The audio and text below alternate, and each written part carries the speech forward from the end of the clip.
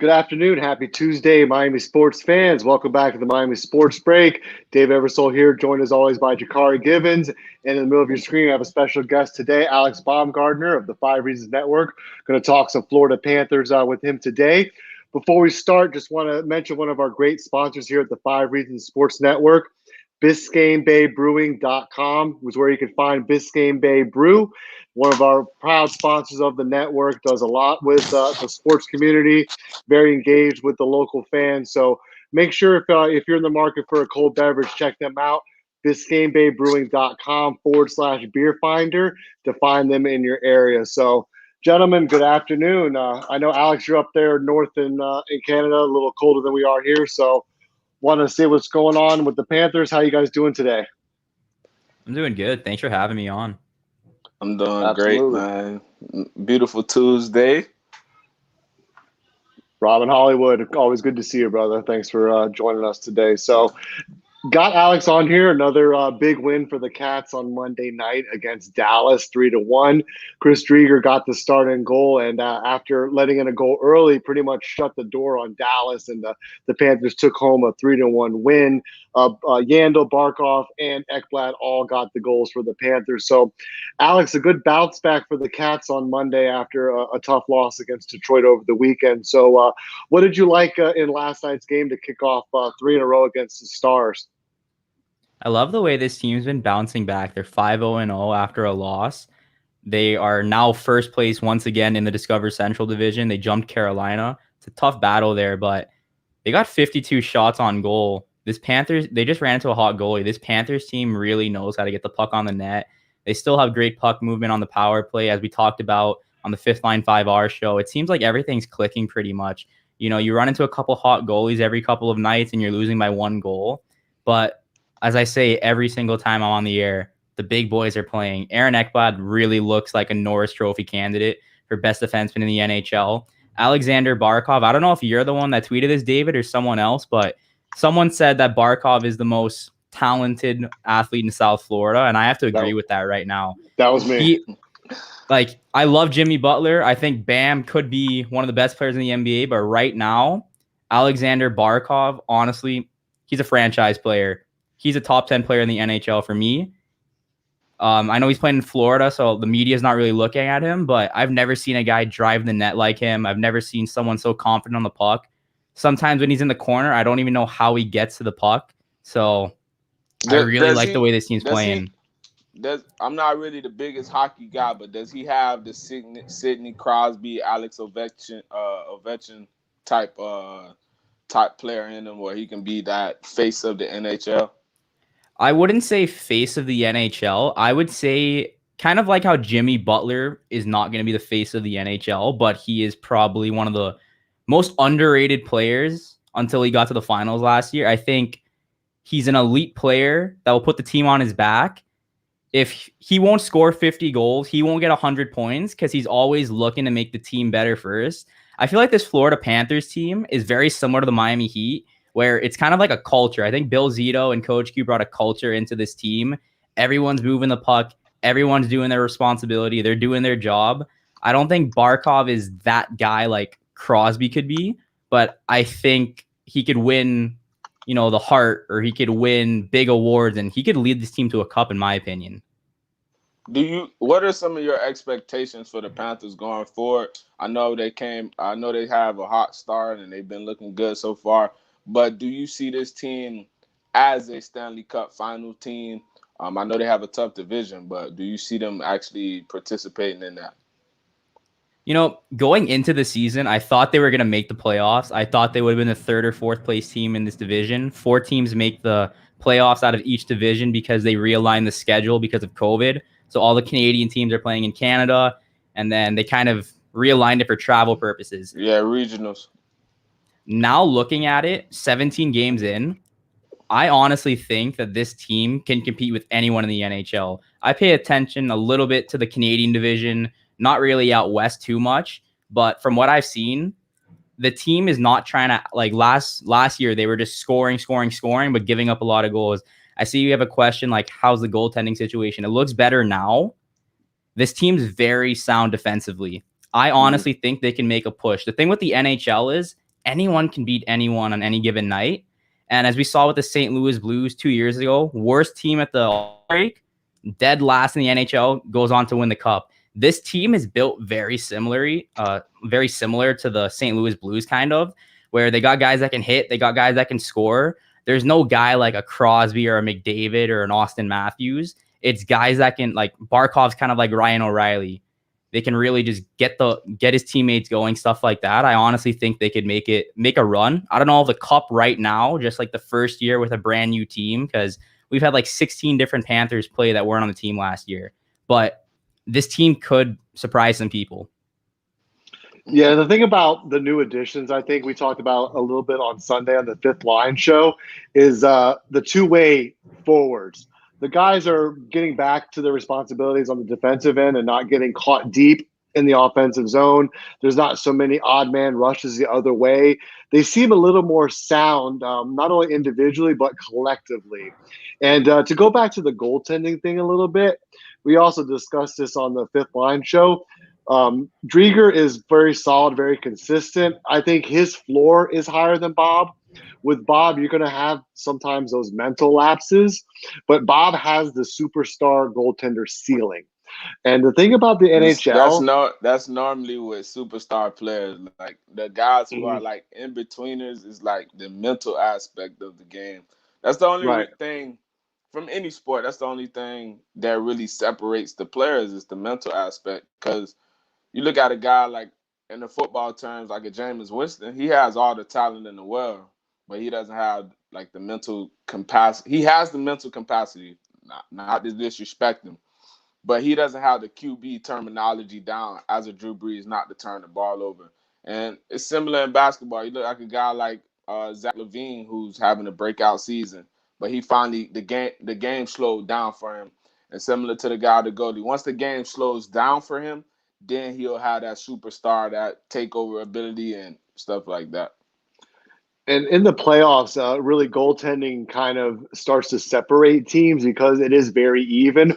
So a lot of times it's 2 or 3 big saves throughout a game that can kind of make the difference. So, Alex, how do you think Bob is going to handle Driedger's continued success? And is he just going to kind of wait his turn, you think? Or do you think eventually, like, kind of the cream will rise to the top and Bob will sort of separate himself and become that top 5 Vezina Trophy type goalie that he's capable of being? Well, first, the good thing with the way the Panthers are playing now is Bob doesn't have to play every game. Last season, before Driedger came in towards the end, before all the sports shut down because of the COVID-19 pandemic, I think Bobrovsky played about 50 games, which ranked top 5 in the NHL. And you don't want playing goalie in the NHL is probably the most mental position on the team. Like, just the mentality you have to bring in. You're playing the entire game. You're getting 30, 40 shots a night. Now that Driedger's here, right now it's Driedger's net. I think it's Driedger's net to lose right now. But the thing is, Sergei Bobrovsky, he has 2 Vezina trophies. Carey Price doesn't even have 2 Vezina trophies. And I think Carey Price has been the best goaltender since I've been alive, at least. So you're paying $10 million a year for a goalie.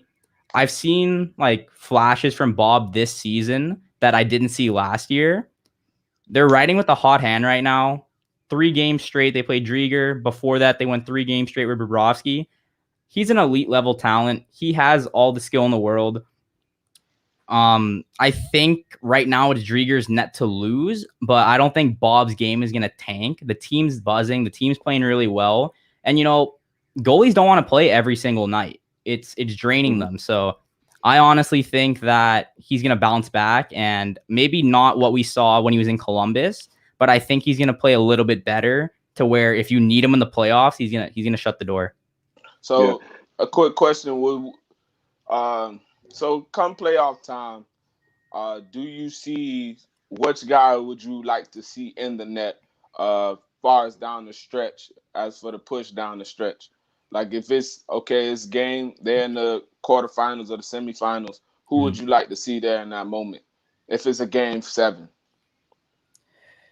The thing with Bobrovsky is 2 years ago, his Columbus Blue Jackets swept the Tampa Bay Lightning, who eventually went on to win the Stanley Cup the next year. That's why he got that big payday. So like you mentioned earlier, like the mentality, like it's a mental thing, confidence, everything like that. If Bob can regain his confidence that he had in Columbus, I would think Bob would be the choice because Bob is that elite goalie. Chris Driedger is just playing lights out, and I think Chris Driedger is going to get a big payday next season because he's going to free agency, and the Panthers will not be able to afford him the way he's playing right now. The thing is, Driedger played in the ECHL, the AHL, the NHL. It's kind of a similar road to the St. Louis Blues goalie Jordan Binnington. He came in, he brought that team. He was playing in the ECHL, the AHL. They won the Stanley Cup. Chris Driedger, ECHL, AHL, now the NHL, the team's first place in the division. You have to ride with the hot hand, and I think towards the next 20, 25 games, there's only 56 games this year. Around the 40 game mark, they're really going to be like, okay, going forward, we know this is our guy. Right now, I'm going with Driedger just because I haven't seen really anything wrong with him, whereas Bob, there's still a couple weak goals, and then he turns it up. I think what Bobrovsky is, when he lets in a couple weak ones, he decides to turn it up. Against Columbus, let in 2 extremely weak goals, some of the worst goals I've ever seen go in my life. Then he shut the door. They won the game. The thing is, he needs to shut the door at the beginning of the game. That's the only way I see Bob riding with us in the playoffs. Let me ask you this, since you kind of mentioned it with Driedger perhaps outplaying his contract now. Should the Panthers preemptively trade one of these guys and sell high because they're both kind of near the top of their game and have a lot of value? Obviously, we have a great goaltender in the pipeline as well. So the goaltending situation is pretty solid for the Panthers. Should they take a chance and maybe flip one of these guys for an elite defenseman, an elite wing or something like that, just to sort of put themselves over the top and maybe ride with one or the other? Right now, I don't have a problem with Bob, so I think it's okay to keep him. The thing is, his contract is just ridiculous. $10 million a year, and he has 6 years left on that. And the way they structured the contract is it's not buyout proof until the next 2 years. So you can't even buy him out because it's basically just ruining the cap. No team's going to bite on that contract. The thing with goalies is you don't see a lot of trades in the NHL in the first place. In the NBA, we see guys going everywhere, like John Wall, James Harden, Russell Westbrook. Like, these are elite level guys that are getting traded. The NHL, the biggest trade we've had this year, and probably last year too, was Patrick Laine for Pierre-Luc Dubois, which is probably a guy with a high ceiling number one winger for a high ceiling number one center. I don't see a goalie getting traded. Driedger might have better value just because he doesn't make any money. So if a team really wants someone, like maybe they have a shaky goalie situation, but they're sitting like on the bubble at the trade deadline, you might get calls. But the Panthers would not do that. There's no chance they trade Chris Driedger. Sergei Bobrovsky, he can't be moved because of his contract. His contract's terrible. Yeah, so it's pretty much kind of a dead in the water there. So. Wait, one more thing. I think he has a no movement clause too. I'm not 100% on that. No, he does have a no movement clause because Panthers fans were saying we can't protect Driedger in the expansion draft. I'm pretty sure he has a no movement clause. So I don't think you can trade him anyways. Yeah, good to know. A lot of nuances in the NHL. It's not like you said, like the NBA, where the trade rules are a little bit more. I mean, the NBA is probably the most trade movement sport. NFL, you barely see it. Probably once. Yeah, NFL, you don't see it either. Small trade. Well, they trade picks in the NFL. You trade a lot of draft pick. And Major League Baseball is the second most moved sport because they move guys. It doesn't matter. Right, exactly. So, no, it's going to be interesting to see kind of how this tandem in goal plays out for the Panthers as the season goes on. But like we said, you ride the hot hand. Q's pushing all the right buttons. He's getting guys in position to succeed.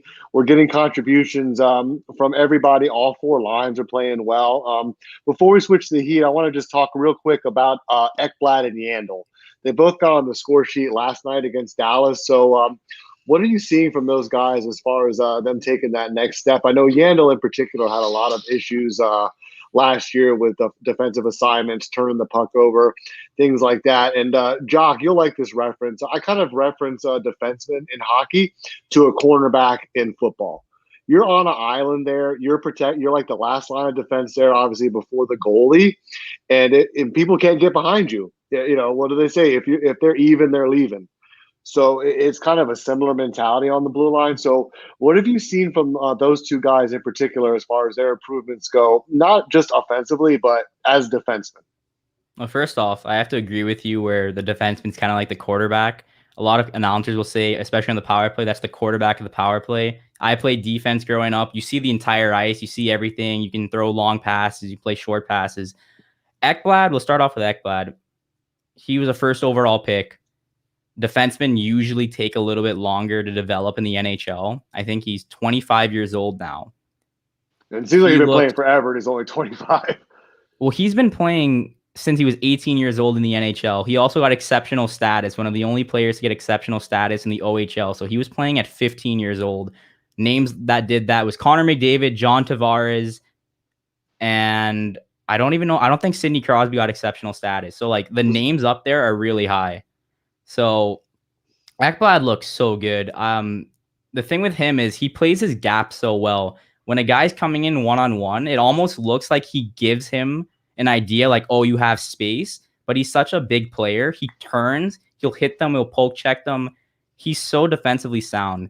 I think he can win a Norris Trophy. Honestly, if he keeps up this progression, I don't see why he wouldn't be in the top 3 at the end of the year for the Norris Trophy votes.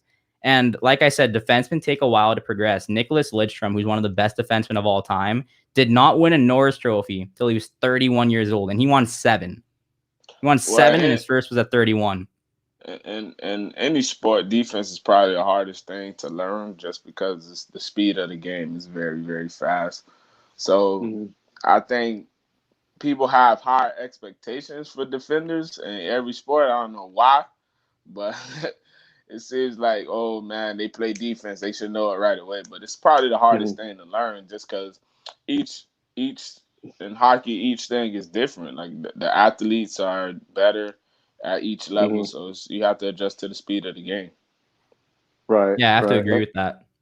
And with Yandle too, I think a lot of him is just to try not to do too much, try not to pinch so far up the boards, just being in your in your assignments, like Jaccare, like with the cornerback, know your assignments, and know your responsibilities on that end. And I like what they're seeing. And our thoughts on Barkov. I mean, you're seeing like from Ekblad the jump up. I think with Barkov, like he's already been there, and now you've got like his partner Huberdeau, who's really kind of sort of become 1A. He has 23 points in 17 games. If it was an 82-game season, Huberdeau would be on pace for over 100 points, I think. I'm not a math guy, but it's about 100 points, which is ridiculous.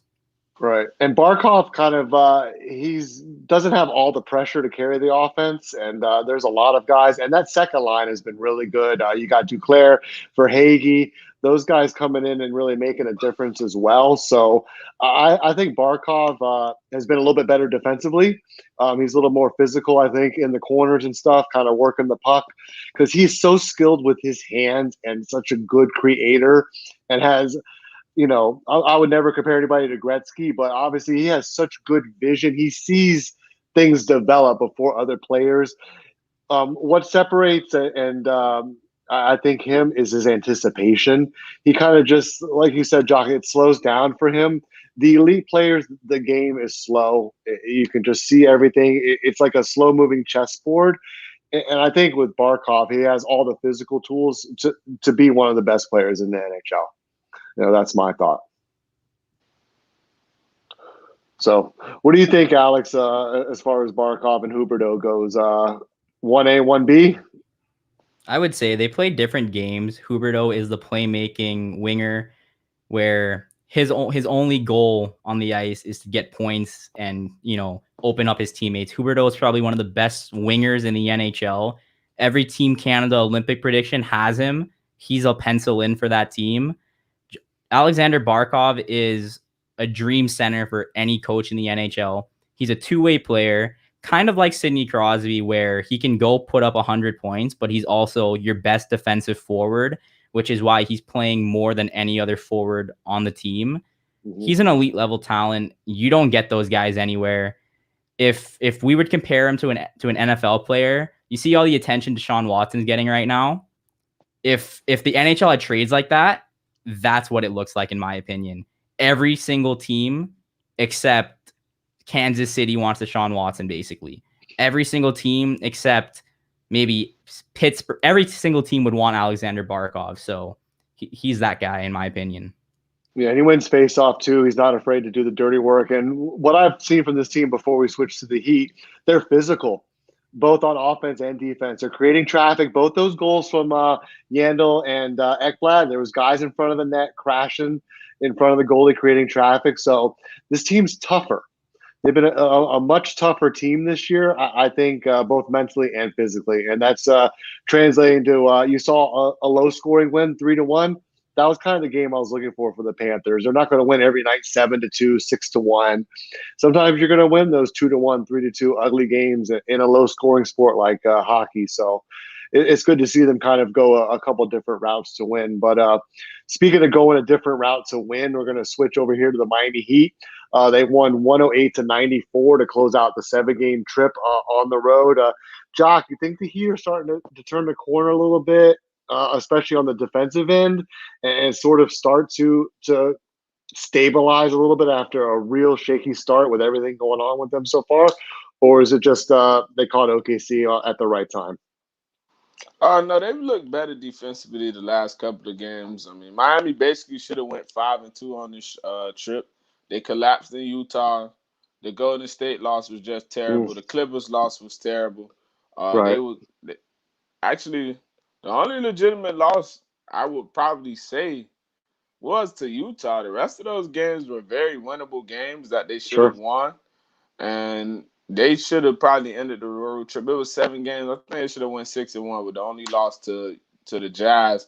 But they've turned the corner. They look better. Miami, that we're starting to see, they have to defend to win. They're not the offensive juggernaut they were last year in the bubble, where they were hitting threes at a high clip. They have to defend and win. So the defense has been better. And it's just more effort. That's just what it is. And I think Eric Spoelstra is starting to figure it out, who needs to be on the court, who doesn't. Seeing hints when Miami went on that 14-7 run with Kelly Olynyk on the bench. So they just have to, they have to add. And obviously, with Boogie, I would like Boogie to come to Miami. But I see Boogie ultimately signing with a contender. Even though him and Miami have been linked for years, because his last contract with the Lakers, it came down to the Lakers or the Heat. So I don't know. Maybe he'll give it a chance again. But I think ultimately, if he signs, it'll probably be out of the Lakers and Miami. Miami gives him the best chance to reinvent himself. Because he'll get right minutes in Miami. I mean, he's going to get 20-plus minutes in Miami. Yeah, immediate minutes, and LA he'll get immediate minutes too, because he's a little bit more agile than Gasol. But Miami can use him because they need somebody else who can rebound. He has a similar game to Bam Adebayo. He's a better shooter. Let's not forget Boogie's an all-star center. Those days may be behind him, but I still think he can give you some games because he lit Miami up when they played them. Right, but that might kind of make somebody like Achua the odd man out. Alex, what do you think about the Miami front court as it is, and bringing in somebody like a DeMarcus Cousins or another, whether it's a true power forward, a stretch four, somebody with some kind of rebounding acumen and just that can give you 20 minutes? I don't think you're going to really need somebody to be a rim protector, but you got to have somebody who's at least a threat down there. You saw OKC, especially Gilgeous-Alexander was just going right to the lane, and there's no shot blocking for the Heat. So what do you think somebody like Cousins would do to the power rotation for the Heat? And is that the answer? Because to me, it's yes. I think Miami needs size. They need a little more toughness down low. And they need just somebody to kind of balance with Bam a little bit, because Bam and Precious just haven't been able to play together because they do so many of the same things. So what do you think of all those different moving parts at the forward spot? I would love to have Boogie on the team. Like you said, the Heat have kind of struggled with the rebounding and obviously defensively too. There's been a lot of blown leads and stuff like that. Coach Spo has been reluctant to play Precious and Bam a lot together. Obviously, they do similar things, and then you got injuries everywhere. It wouldn't hurt to have him. He was a former All-Star. Before he was injured, he was really one of the better centers, one of the better big men in the NBA. Top five big in the NBA. For sure. Like, there's no reason why, if he actually wants to come to Miami, because obviously, like, he was on the Lakers, they dropped him. Maybe if he's like, you know what, I don't like. They dropped him because of the injury, though. Yeah. So, but that might play into it, though. I mean, you never know what these guys are thinking, and it's a financial thing. He just got let go of his contract, obviously. With the no state income tax in Florida. I mean, those little things might all weigh into it. And Jimmy Butler, we know Jimmy Butler can sell the heat to other players. I think the Jimmy Butler effect is huge. Before you go, like, Jimmy has a lot of friends around the NBA. Like, you see post game, a lot of guys are always hanging out with Jimmy Butler, stuff like that. Bam too. Bam. It's like those are guys that people want to play with. They love Bam. It's another thing. They tweeted from the 5 Reasons Sports Twitter handle. Duncan Robinson for Lonzo Ball, because the Pelicans need a shooter and we need a point guard. So what are some of you guys' thoughts on that? Would you like to see a Duncan for Lonzo Ball trade? I would take it, honestly. I mean, I like Robinson. I think he's going to command a lot of money on the open market when that time comes. And his values is pretty high right now. I think New Orleans is a friendly trade partner. Obviously, with Van Gundy there's a lot of good relationships there. So, and Lonzo fits what you need. You thought Avery Bradley would be that point of attack defender, point guard. Lonzo Ball is a better player than Avery Bradley on his worst day right now. I'm going to tell you that. And Avery Bradley can't stay healthy. I know DR61 saying no, but to me, I don't know. The Heat they find Lonzo, shooters, and yeah, but Lonzo gives you what the Heat need. They need a guy who can set up the shooters, though. Like, the dribble handoffs don't work. They don't work anymore because teams are blitzing that. As soon as they see the dribble handoff action, they're blitzing them. And plus, the guy Matt Strauss, his play has been similar to Duncan Robinson, so you kind of can cancel him out because you see some of the potential. And one thing I like about Strauss is that he's a better athlete than Duncan Robinson. And that's proven. And I think they give some of the same things. And I think with a facilitator, that takes a lot of pressure off of 3 people. Bam Adebayo can finally run the pick and roll with somebody, and it can be a pass to him and a pass out because he's such a great passer for a big. Jimmy Butler can be placed in the pick and roll with Lonzo Ball, and that gives him mismatches. So it helps the whole team. And Lonzo's best attribute is his passing. He's one of the best passers in the league. And you need that setup partner. Imagine him and Bam run the pick and roll, the lob threats, or him with Dragic, Butler, Strauss on the floor with Bam. It opens up the court because you have a guy who can make all the passes. It's similar to LeBron James. Obviously, LeBron's the best passer in the league, but it's similar to LeBron. He plays with okay shooters, but they get so many open shots because he finds them. He's facilitating the game. Lonzo Ball can control pace for Miami as well. And it just it takes pressure off of Jimmy. Jimmy can actually be the guy we need him to be. His best season was with Rajon Rondo when they took the Celtics out in that first round series. Once Rondo went down, they lost, but Rondo helped him. That it's big to have a point guard. It's big. Sure. Alex, what do you think on the Lonzo Ball situation and Duncan Robinson's role with the team? Because Kendrick Nunn has also kind of reverted back to that rookie of the year type player that he was last year. So I love to see his confidence back. He's playing pretty well defensively too, also. So I think the backcourt rotation is actually decent right now, even without Bradley. I think it's a couple of those pieces with the point guards and with the power forward spots. But what are your thoughts on that, Alex? I really liked Duncan Robinson last year. Obviously, he was going berserk with the 3-pointers. The thing is, he's probably the worst defender on the team. He can't defend for his life. And the Heat struggle with defense. It's blatantly obvious. The amount of blown leads they've had, even last season. Like, the Heat can find players to shoot. Now, I'm not going to say they're going to have a guy ever again like Duncan Robinson, because he went absolutely crazy Why last not? year. Why you say that though? Because Spoelstra has had a knack for finding shooters. I agree that like even like Max Strus, like he can play defense and he can shoot. I just think with statistically the thing with the reason Duncan hit so many threes last year is because teams didn't know he could shoot like that, and he was just pulling the trigger from everywhere. He said it himself this year. Now that teams know exactly what's happening, he's not getting the open looks. They're blitzing him exactly. So I don't know. They're pushing him off the line for sure, and It wouldn't be bad to trade for Lonzo Ball, in my opinion.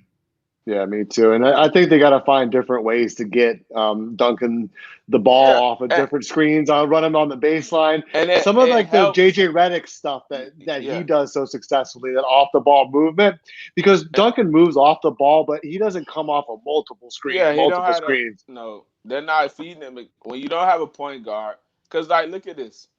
If Jimmy didn't have to carry the ball, Bam didn't have to carry the ball, and they had a facilitator, back screens, Jimmy cutting off the screen and roll off the back screen with Duncan setting screens from like even Golden State has Draymond running point to get Steph off 75 screens. Like he's just screen. So it helps. He's a shooter. Ray Allen was coming off multiple screens, but you have to have a point guard who can facilitate that offense.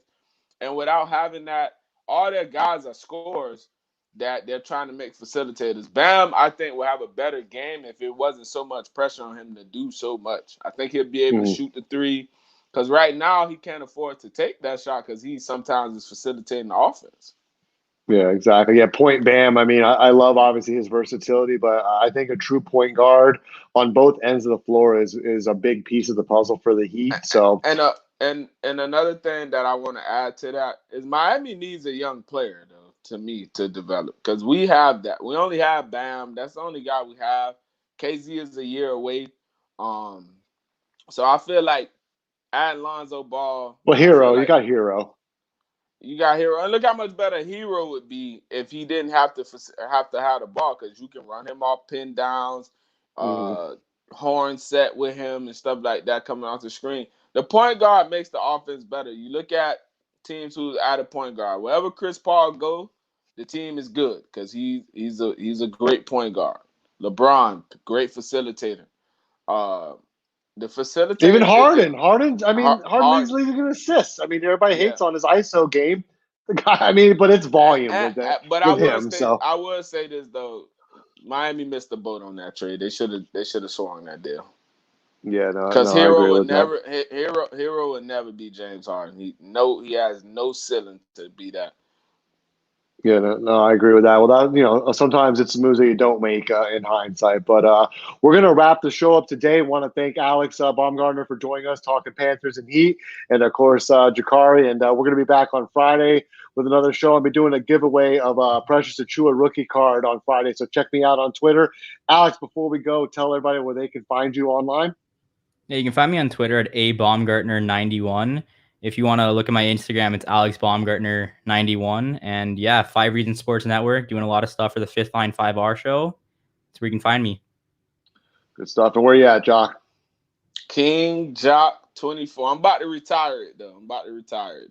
Oh man, we'll have a show dedicated to that and the unveiling. And you can find me, keep it pretty simple, David W. Eversole. So thanks everybody for watching, and we'll see you on Friday.